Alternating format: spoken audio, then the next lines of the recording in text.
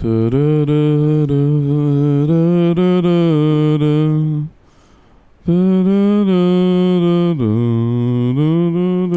and gentlemen, this is Jojin Movie So Awesome. I'm Won-Jin. I'm Joe. All right, and here we're here to talk about the second episode of House of the Dragon Season 2. Here we go. Full spoilers ahead. Here we go. You have been warned. Yo, Won-Jin. Twins. Erryk and Arryk. Symbolism. Twins. Symbolism. I think it's a sign of what's gonna come later in the show, where people fucking forget why they are fighting, and it becomes pointless. And I do love how, just like season 1, remember in the latter episodes of season 1, it's like House Black fucking themselves up and House Green fucking themselves up.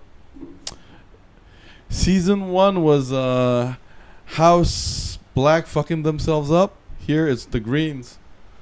Otto Hightower. His nickname should be Otto Hightower-To-Banished. Always getting banished all the time. And I feel for him though. You know, because I want to answer Zezi's question before she asks it. The most beautiful scene was when we get the human side of Otto. I mean, he's a pragmatist, yes, and we always wonder he's just ambition-driven, maybe too cold for his own good. But here, we get his view on Viserys. And judicious. His dignity and dignity. Yeah, and I really like the acting there. And the great thing about, just like Game of Thrones and House of the Dragon, is everybody's so human in the end. Oh, thank you, Grams. Yeah. And I really, can I say something? What's up?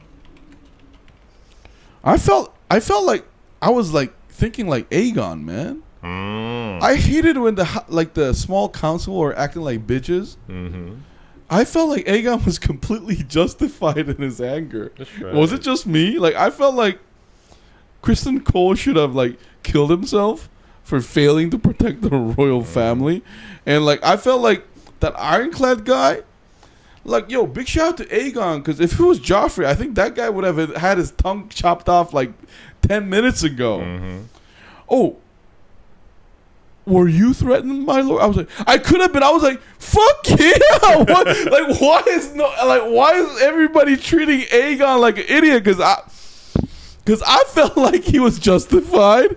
I mean, if somebody has your baby boy decapitated, yeah, what father wouldn't go crazy? Yes, and be completely filled with bloodlust?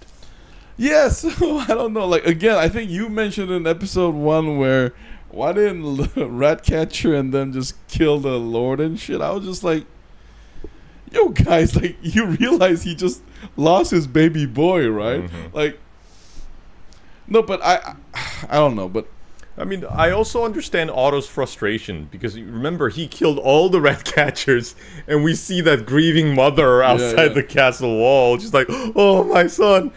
No, but hey, I mean, that was a bad move. No. I mean, he's not as politically adept at this game as Otto. No, see, like, Won-Jin, I'm glad you mentioned that, because if you're going to talk about that, let's talk about that. I felt like it was, like, poor writing, because, don't you think you can, first of all, kill all the Ratcatchers and say they were treasonous to the crown, and then have the funeral? Then don't you think that issue wouldn't have happened in the first place? So I thought it was kind of a forced conflict, because when Otto was acting like, you idiots, I was like, hey, motherfucker, first of all, like, look at history, for example. Like, if a crown prince dies, you can expect your bottom dollar that, like, the quarter of the castle is gonna die. And I thought the people will understand that too. So I felt like it was just poor, like, judgment on Otto's part and the small council. First of all, kill all the rat catchers because it could happen again, right? And then hold the funeral. Then maybe that's okay. Because I just felt like it was kind of, I don't know. It was. I mean, it was okay. I'll in the show's defense, it was convincing enough that to drive the plot along. But if I'm being Won-Jin a little right now. If I'm being like honest, like I felt like you could have just changed the order, kill the rat catchers first, and then hold the funeral where the people will get angry at Aegon first, and then they'll forgive you. Yeah. Because when they see the kid.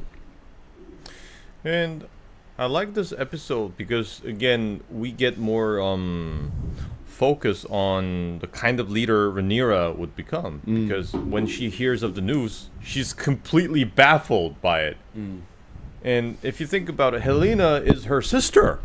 Yeah, they're sisters. And there's like a line that she wouldn't cross. It is so certain. It's completely... I believe that it would be the reaction of Viserys had he been alive. Yeah, so you could see that she's more temperate.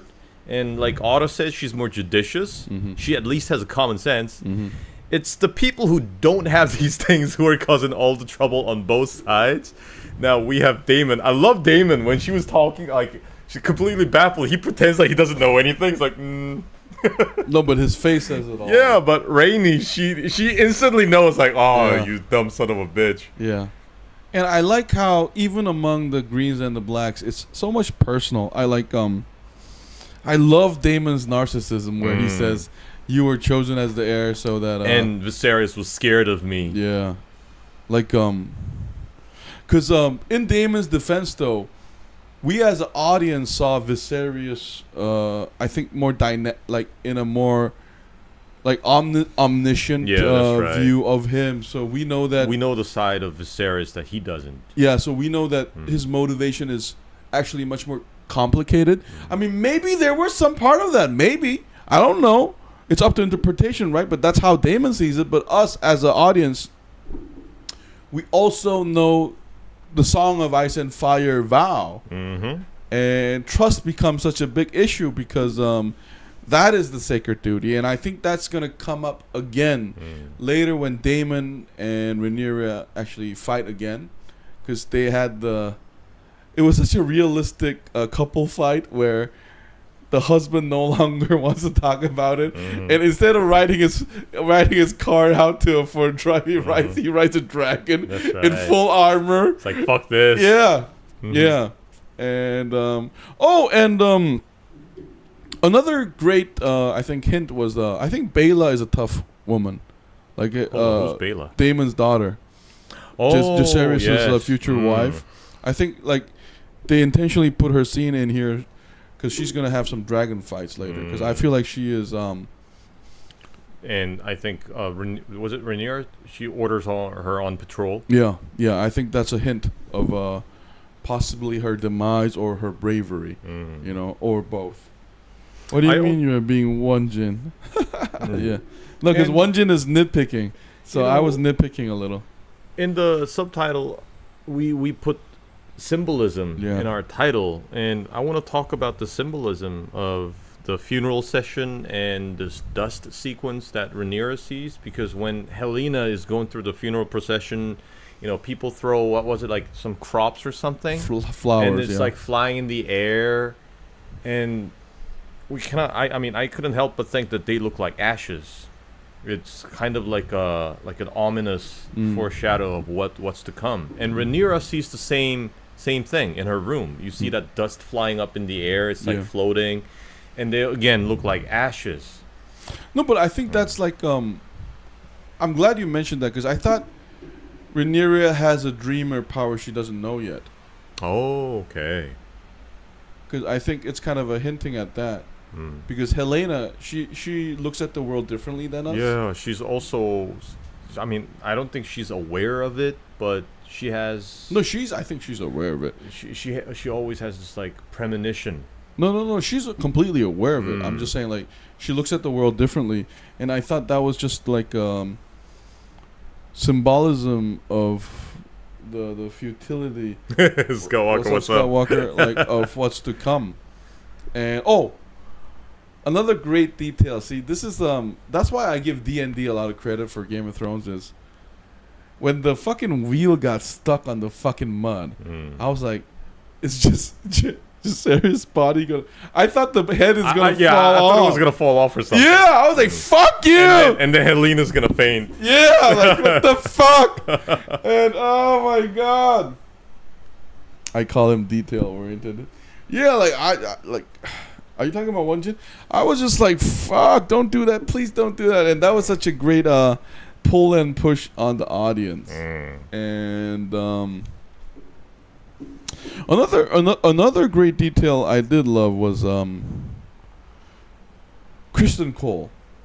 Man, like he should be called Master Cole the Compensator. Because like he is such a hypocrite. He got dumped by Rhaenyra. Now he's banging the queen. Now Yo, first of all, he should be called the queen fucker. The queen fuckers, because he's the luckiest man in the world. But what I'm trying to say was, because that scene where he looks at the room of Jaehaerys' assassination, he's projecting his anger, insecurity, guilt on that's what I was Erryk. thinking. Yeah, I love the writing there because we could observe that he's basically, like you said, he's projecting his frustration and disappointment at himself. It's kind of like a self-hate that is pointed towards Erryk. Complete insecurity. And you know what makes it worse? Even I think season 1 did a great job of showing us Alicent's hypocrisy. I mean, I'm not saying Rhaenyra she's no saint either, but here, you know, Otto Hightower says, as long as we are strong, we can prevail. And then Alicent's like, thank you, Dad.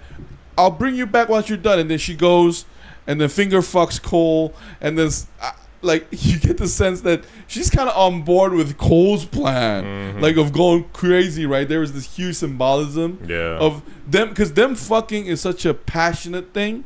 And Alicent, I think the problem with Alicent is, she has the same problem as Cersei, where she always overestimates her pragmatism. Like, her actual motivation is always as passionate as, like, any other Targaryen. And good point. Yeah. That's true. So, like, I think she is, like, there was this great, that was such a great scene because it's a hypocrisy. Like, she's acting like, oh, Dad, we're going to be the pragmatist, okay? And then she fucks Cole, and then she acts like I'm angry at you for sending the twins, but fucking banged the shit out of me. Yeah, baby. And then it was such a, hey, they are a happier couple than Damon and Rhaenyra, though. Like, for sure. Like, Damon got me this vibe where they haven't had sex in a long time vibe. Like, that's how I felt. Oh, and that brings me to, what's his name? Aemond. You know how he was in that brothel with that lady, and then I saw a lot of Damon there. I think they're very similar. Yeah, they have their insecurities that they share with that woman, and I could also feel that he was in a similar way delusional and narcissistic like Damon, because he also says that Damon is scared of him to send an assassin to kill him. I mean, that's like, I feel like I agree with you 100%. Aemon is I think he's a really well-written character because unlike the other siblings, we get to see him being taunted and being different. And, you know what made me sad about that scene? The whore he chooses is a mother-like figure. It goes to show Alicent's failure as a mother because Aegon, being that spoiled, is her failure. Aemond, I mean, like, he's competent, yes, as a warrior, but he has that Damon-esque Targaryen fucking narcissism problem. Helena's problem. But I gotta give Rhaenyra credit because I feel like Jace is a well-raised, like, Targaryen. I just cannot help but think that they're such sweet, sweet boys. No, isn't it ironic how, like, the actual bastards of Strong are the most beings. Like, I mean, the most, like, fit for, like, royalty as Targaryens. And I was reminded of Jace's behavior in the final dinner in season 1 too. I just feel like Alicent is just such such a hypocrite. That is just shown in her children, how they are, because I mean, I gotta say, even the way Rhaenyra and Jay screamed for Luke, I was like, that's a healthy family. They really love that brother. But when Helaena kids get chopped, I was just like, Aemon got his dick hard because my uncle wanted to kill me. Helaena is weird. And Otto Hightower, I mean, the grandfather is thinking about ways to use this as a political maneuver. Hey guys, tell me if I'm right. I did feel like the Blacks were a healthy family. And big shout out to Breakbones, man. He was a great dad. He must have been an amazing dad. Because, and by the way, Rhaenyra's children, they had technically 2 dads. So I guess that's awesome. Yeah. That's why they're so healthy, so healthy-minded. Yeah, remember when we did Killer Animal Talk Week before you didn't answer my question properly, which will make a killer animal. Scott Walker, if they're predators of roughly the same size and similar kinds, I think the one who fights better will win. Yeah. I think that's pretty much it. Shut the fuck up, Won-Jin. Leopards. Shut the fuck up. I haven't forgiven you for your tiger fucking comment, fucking asshole. What would happen if a piano fell on a pit bull terrier, a grand piano? Shut the fuck up. We're talking about House of the Dragon. We'll talk about that in Let's Talk. Because that's how heavy a tiger is. Yo, Won-Jin, shut the fuck up. Let's talk about House of the Dragon. Man, okay, but anyways. Oh yeah. Where were we?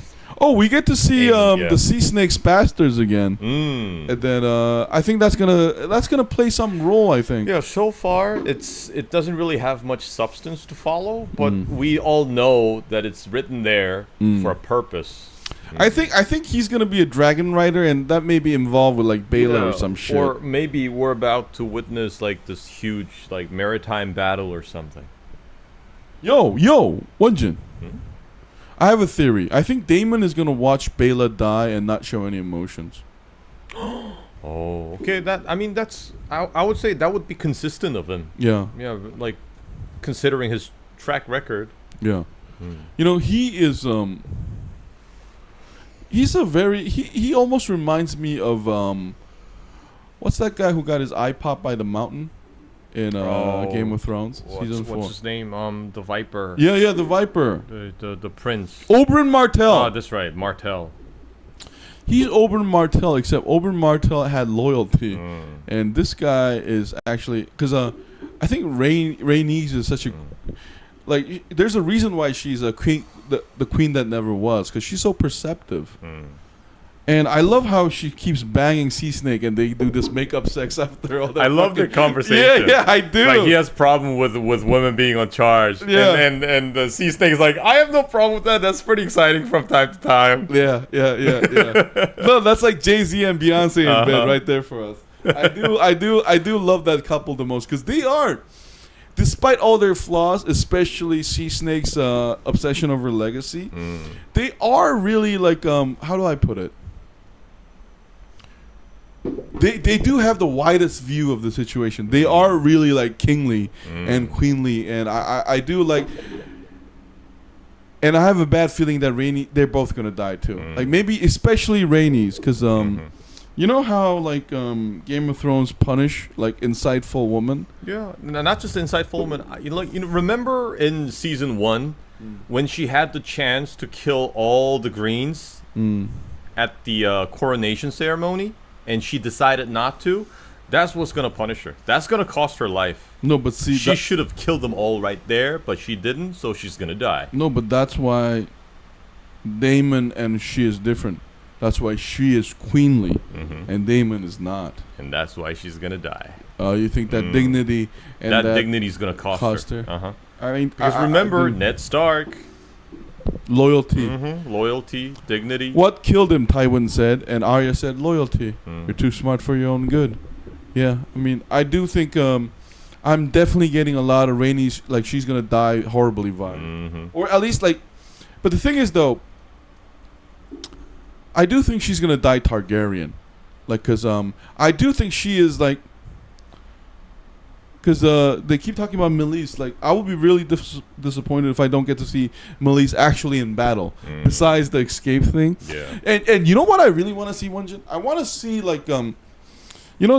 the scene we never got in Game of Thrones is like dynamic dragon to dragon battle. Oh yeah, we talked this. about this before. But like a tag team play. Yeah. Mm-hmm. So I do wonder, like a good writer like her, I think Vhagar is the bigger dragon, right? Mm. So I do want to see how that battle folds out. Yeah, like Top Gun, it's not about the plane, it's about the pilot. Yeah. And like Fast and Furious, it's not the car, it's the driver. Yeah. Family. Yeah. I can hear the rain in the background. Yeah, it's raining here, Skywalker. Yeah, so I do want to see that. What are we missing? Oh, let's talk about the twin scene finally. The scene, it was filmed really well. It was we were just as confused as the like other people, Rhaenyra, right? like in the scene, because they look so much alike. Yeah. There's no giveaway that who's who. So I kind of feel sad because Erryk, like the assassin who went there to assassinate Rhaenyra, he took the wrong approach. He drawed the sword too early and revealed his identity. I would actually approach her as if I have something to report and then stab her. That's what I would do. No, that's Won-Jin, the future assassin. And even while I was fighting with my brother, I would pretend I'm the other brother. Won-Jin, can I say something? First of all, what you said is really interesting. But you know what I found hilarious? That motherfucker wore the Kingsguard suit up the ship, and when he arrived, remember? Mm-hmm. I was like, don't you think you will wear yourself as like a peasant, and then keep that armor later, and then wear it? Well, we didn't get to see it. I mean, the show doesn't show us, but maybe he changed right after he got off the ship or something. We never know because we see him just walking. No, but I got the sense that he came here like that. And then I was just like, man, that must be really sweaty in there. That must be it must smell like curry in there. And then I did like how Marissa notices him. I thought that was going to play out or something, but it didn't. And but what I'm talking about is the twin battle was such a great, I think it's a foreshadowing for the entire seasons to come, because at this point you're kind of wondering, why are we fighting? Why do we need to fight? And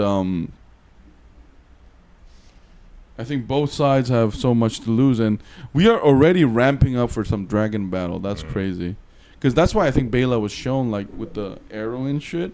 Because a battle is about to be joined. Yeah, I think so. This season, I think there might be 2 dragon battles where, the middle season where Baela or somebody dies. Because now that Luke died, and Jaehaerys died, we know that every one of them can get clapped. And I think it's going to be so horrible. I mean, we already saw Luke, was it Luke? Get devoured mid-air by a bigger dragon. I don't think he got devoured, though. He got chomped. Yeah, I think we're going to see more chomping or devouring. Dragon on dragon violence. Dragon on dragon violence. Hey, yo, you know what I want to see? I do want to see a dragon with its wing cut off, but fighting to the death. You know what? I do feel like Damon's dragon is going to do that, though. Because, Damon, you know what I love about Damon's dragon? It's such a well-designed dragon. I feel like he's not a great dragon at all. He's one of those dragons that, it kind of reminds me of Scar in The Lion King. Yeah, yeah. That's what I feel. Yeah. Because, Mufasa is, big, he's muscular, he's majestic, but Scar he's kind of scrawny. But we can kind of still know that it's somewhat deadly. So that's what I get from his dragon. Yeah, his dragon is definitely Damon-like. He's not a nice guy at all. But anyway, this show... did we miss anything? I think we pretty much covered all the bases. Okay. Yeah. It was a good episode. I think this episode was better than the first one. I'm going to give it a 9 out of 10. I would also give it a 9 because it gives so much more stories about each of these characters, and again, it manages to captivate us and keep us on the edge with that fight between the twins. So yeah, I would give this a 9. Oh, and I'm hoping Otto Hightower is gonna die. This episode just made sure of it because his fucking problem is. It's just not good politics, to be completely honest with your emperor. It's just not good politics. And, And Aegon, I want to give a big shout out to the Aegon actor too. Like I feel like he plays Aegon as a very complicated king, actually. Because, you remember that scene where he's crying in Alicent's room? And it was so heartbreaking to just see Alicent walk out and bang Cole. Just to go fucking bang Cole. I was just like, that's your son, That's your son. Be a mother. That's your son, hon. And that's such a contrast to remember Rhaenyra hugging Jace? And then Jace was like... They were both grieving. And then you're sad. And then they show so much love, but Alice was like, I'm gonna bang. I got my own needs. Yeah, I'm gonna bang Cole out of this fucking problem. I was just like, I just felt like sympathetic towards Aegon, because he just becomes Oh, and remember that scene with the Helaena walking down the stairs. Like Helaena when, what's her name? Alicent went to Helaena to check on her. The first thing she also mentioned was like what you saw last night in the bedroom, blah blah. That's what she was concerned about. No, but she mentioned that later though. She did say like before, like, "Are you okay?" And Helaena just threw that. This is what belonged to Jacaerys. And I did love remember that stare moment with Helaena and Aegon. They look at each other briefly, and then they just walk right past. No, but how did you interpret that? I thought that was like sort of a connection though, because remember they don't like each other. But I thought that was like I don't know. I think it's hinting at like how dysfunctional this family is. Yeah, it is. Hey, but I gotta say, like, the Blacks are minus Damon. Like, listen, if they erase Damon, that's the healthiest family ever. Except Damon. I love Bela with like casually, what about Harwin Strong? I know your father is him. And then they're like, it's just it's like Parenthood like promotion material. Him, it was a bit linear. Yeah, maybe. I wish I would give it a 9, but I can't. I mean, I felt like nothing really happened in this episode. Okay, that's actually fair. Yeah, but we all know that it's building up. We're slowly witnessing all these safety devices being disarmed, and eventually these safety pins being removed is gonna lead to like explosion. No, but I did feel like the twin battle climax was better than what was the surprise in the first one? The decapitation. Yeah, they're called blood and cheese apparently in the book, but Oh, and what a bitch ass that fucking royal guard guy was. As soon as he sees the things, he's like, Damon. He's like, Damon told me to do it. And hey, shout out to Aegon, man. He's such a he should be called Aegon the Merciful, because I would not go baseball bat in the head first. Like it's gonna numb the pain. No, but Larry should have said, my king, these are all the tools I wanted you to use. And I felt like Aegon's like, fuck that, give me the fucking bat. I was like, I would take him to a dragon. Yo, they should have done a close up of Larys's face, and he's like, oh fuck it, what a waste of torture. He could have been tortured more thoroughly. And develop more character for Larys. Yeah, you have a point, Jin. So I give it a 9. What'd you give? I also give it a 9. That was a good episode. This is a 9 out of 10 for us, guys. Like, I feel like episode 2 was superior to episode 1 because of the. I disagree with Giuseppe, where I felt like the actors just got more room to act here. The range they were provided was just insane. Helena's actor, Rhaenyra, Otto Hightower. Oh yeah, that dialogue with his judiciousness, and I also love the twins. Also, I like the interaction Rhaenyra had with the Grey Worm. What Yeah, Marissa. Masira. She had a nickname. The White Worm. Oh, White Worm. Okay. Yeah. Grey Worm is that guard guy from not House of the, but Game of Thrones. That mercenary guy. His name was Grey Worm, right? No. He was Grey something. Whatever. The Unsullied. Oh yeah, he was Grey Worm. Wasn't he Grey Worm? Yeah. And she's White Worm? Yeah. Okay. But anyways, they all come from slave. I like the conversation she had with Rhaenyra, and it also shows Rhaenyra's character. Yeah. She honors the word honors what Damon promised her. Yeah, and I also love the shocking moment of the twin killing himself, and it was intentionally. This is how I felt, Won-Jin. I thought it was intentionally ambiguous who survived. Yeah, because even if it was an assassin guy. I feel like he would kill himself for killing his brother. Yeah. And even if it was the original guard, you just killed your brother. Yeah. And It's not something you can live with. It's so funny how Alicent was so ready to take Luke's eye, either one of them, but Rhaenyra is such a human empress or queen. Mm-hmm. Anyway, guys, we're gonna take a short break and come right back to do a Let's Talk. We will, because Scott Walker wanted. We'll do a short one, okay, guys? Okay. This has been Joji Movie So Awesome. I was Joe. I was Won-Jin. I'm still Joe. He's still Won-Jin. What the fuck? What do you say? I was Joe, right? Do they really say that in the fucking TV shit? I don't know. But anyways, so that's our take on House of the Dragon, Season 2, Episode 2. Thanks for watching. We're going to see you in a bit. Bye, bye, bye. See you soon. Yeah. Take your vitamins. Yo, why can't you say take your calciums or take your iron? Why does it have to be vitamins all the time? I swear I always say I was Joe, but now I'm Joe.